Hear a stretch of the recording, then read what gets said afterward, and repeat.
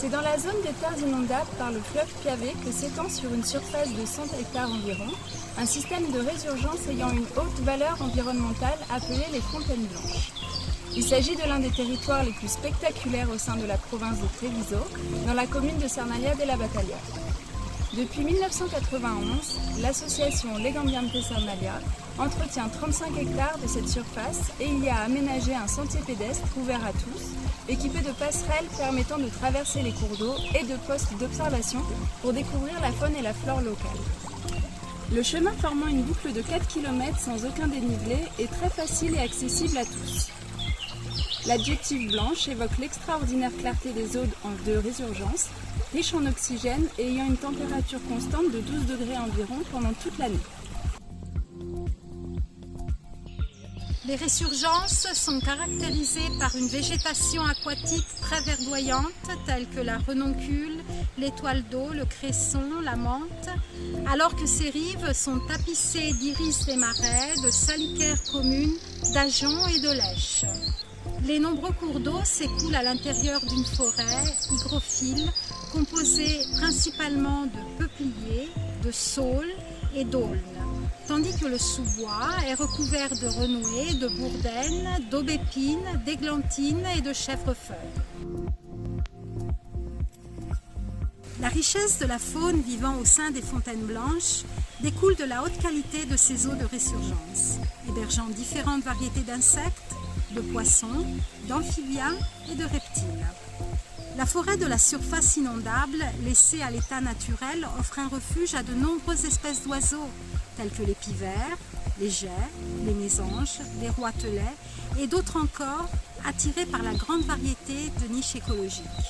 Ces milieux aquatiques constituent une oasis de tranquillité idéale pour le martin-pêcheur, dont la présence témoigne des conditions optimales de l'habitat. On trouve plusieurs espèces de mammifères, même s'il est assez difficile de les apercevoir vu leurs habitudes nocturnes. Cela dit, il n'est pas rare de trouver des traces de chevreuils, de sangliers, de renards, de lièvres, d'écureuils, de loirs et de musaraignes. En 2015, Legambiente Cernalha, avec la collaboration des élèves du lycée Casagrande de Pieve di Soligo, a conçu un parcours littéraire invitant à méditer sur les liens entre la nature et la paix. Le nom de ce bras des Fontaines Blanches a pour origine un mot du dialecte vénitien, à savoir boyer, qui signifie bouillir. On peut effectivement observer de nombreuses bulles qui s'échappent du terrain et remontent en surface comme s'il s'agissait d'une ébullition constante.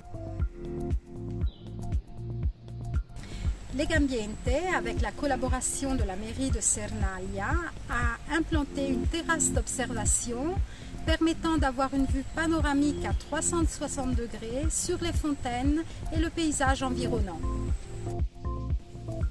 Voici l'étang des libellules. Legambiente Cernalha a redonné vie à cet étang qui se révèle stratégique pour les oiseaux et en particulier pour les oiseaux migrateurs. Le labyrinthe naît de la collaboration entre Legambiente Cernalha et les lycées Casagrande de Pieve di Soligo et Cerletti de Conegliano. Les troènes qui le composent ont été plantées en 2016 par les élèves de l'école primaire de Cernalha à l'occasion de la fête des arbres.